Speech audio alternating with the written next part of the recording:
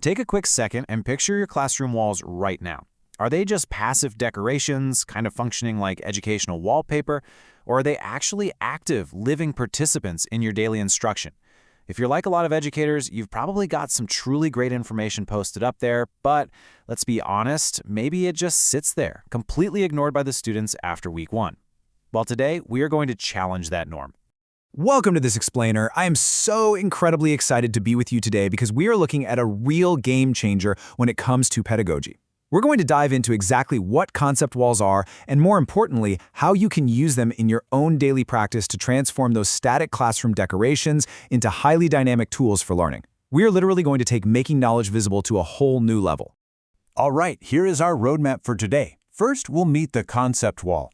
Second, we'll compare word walls versus concept walls. Third, we'll talk about building your wall dynamically. Fourth, activating the classroom wall. And finally, number 5, pitfalls to avoid. Let's jump right in. Okay, Section 1. Meet the concept wall. Making ideas visible. So what is this exactly? Well, a concept wall is so much more than just a display of vocabulary. According to educational research, specifically the work of Cervetti and colleagues, a concept wall essentially functions as a massive, interactive concept map displayed right there on your classroom wall. Think of it like a giant puzzle.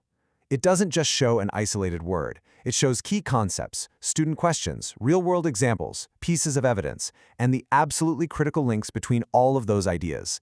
When you walk into a classroom using one of these, you aren't looking at a stagnant list to be memorized. No, you're looking at a living, breathing workspace. It takes the invisible cognitive structure of a topic and makes it entirely visible to everyone in the room. And, the evolution of this idea is actually super fascinating. We can trace its theoretical roots all the way back to the 1980s with Joseph Novak's foundational work on concept mapping. Then, fast forward to 2003, and we see the explicit term concept wall emerge in the literature through Leslie Nicholson. She describes students actively arranging and revising concepts. Finally, by 2012, researchers like Cervetti were publishing some really robust empirical classroom research on how these walls integrate science and literacy teaching. So this isn't just a trendy fad. It's a practice built on decades of solid educational theory. Let's move on to Section 2, word walls versus concept walls, a shift in purpose. Now, the crucial difference here is a profound shift in purpose. A traditional word wall is typically organized alphabetically, right? It focuses heavily on terminology and definitions. Honestly, it functions mostly as a storage space for words. A concept wall, on the other hand, is organized conceptually. It zeroes in on relationships and deep meaning. While a word wall simply asks, hey, what does this word mean? A concept wall asks a much richer, much more engaging question. How does this idea actually connect to the other ideas we're learning right now? It's literally modeling the active process of thinking for your students. All right, Section 3. Building your wall dynamically. Let's look at step-by-step creation. So how do we actually do this? The implementation blueprint starts right here. Step 1, you absolutely do not start with a list of words. Instead, you start with a driving question. For instance, if you're teaching a science class, you might pose the question, why do some objects appear brighter than others? This becomes your anchor. Then, Step 2, you add concepts gradually as students investigate and discover them. Step 3, you make the relationships explicit. The whole thing grows organically in real time. It's not about having all the answers beautifully displayed on day 1, it's about uncovering the answers to that driving question together over the course of the entire unit. Now, a key element that makes this entire system work is linking phrases. When you connect two ideas on the wall, you draw an arrow between them, sure, but you don't just leave it at that. You have to label the arrow. You use phrases like causes, is evidence for, or depends on. The literature notes that these linking phrases are actually more educationally important than just throwing more vocabulary terms up on the board. These phrases are the conceptual glue that holds the students' understanding together. And to really make this stick, your students have to be co-creators. You can mix your teacher-selected concepts with student-generated hypotheses, their observations, and their evidence. But most importantly, and I cannot stress this enough, the wall must be revisable. You literally need to be able to move the cards around. Ask your students, hey, what new evidence makes us change this connection? By physically rearranging the board as their understanding develops, that wall becomes a direct mirror of their growing cognitive development. And of course, you have to actively refer to it during your discussions. Have students actually point to evidence on the wall to back up their claims.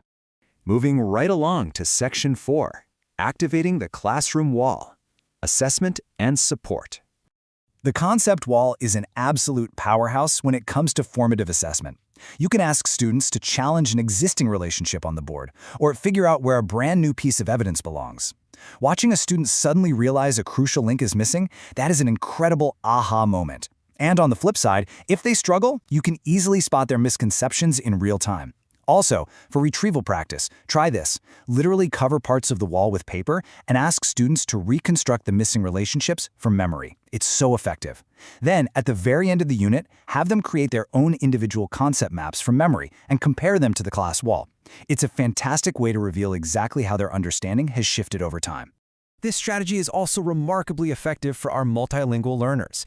Instead of giving students two totally separate vocabulary lists in different languages, you can create a single card. This card can include the English term, the equivalent term in another language, like Japanese, for example, alongside a diagram and an example sentence right in context. By anchoring two languages to a single shared conceptual relationship on the wall, you are providing immense disciplinary language support. It really helps students reuse these terms actively when they are explaining their thoughts. Okay, our final section, number 5, pitfalls to avoid. Let's set up some implementation guardrails. Before you start rearranging your classroom, let's talk about the major pitfalls to avoid pulled straight from the research. First, do not just make a bunch of disconnected cards. That defeats the purpose. Second, and this is probably the biggest mistake well-intentioned teachers make, do not build the entire wall yourself before the unit even begins. If you do that, you rob your students of the opportunity to actually construct the representation of knowledge themselves. Also, do not treat the wall as fixed. It should be messy. It should be revisable.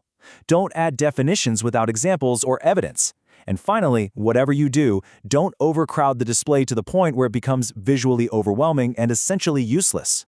If you remember absolutely nothing else from this explainer today, please remember this quote. A word wall stores terms, a concept wall models thinking. It perfectly distills the main takeaway from all the literature we've explored. Our goal as educators isn't just to store information in our students' physical environment. Our goal is to model and make completely visible the beautiful, complex act of thinking and connecting ideas. So I want to leave you with this final provocative thought. Take a good look at your own classroom space. Based on everything we've unpacked today, how will you change your classroom walls tomorrow?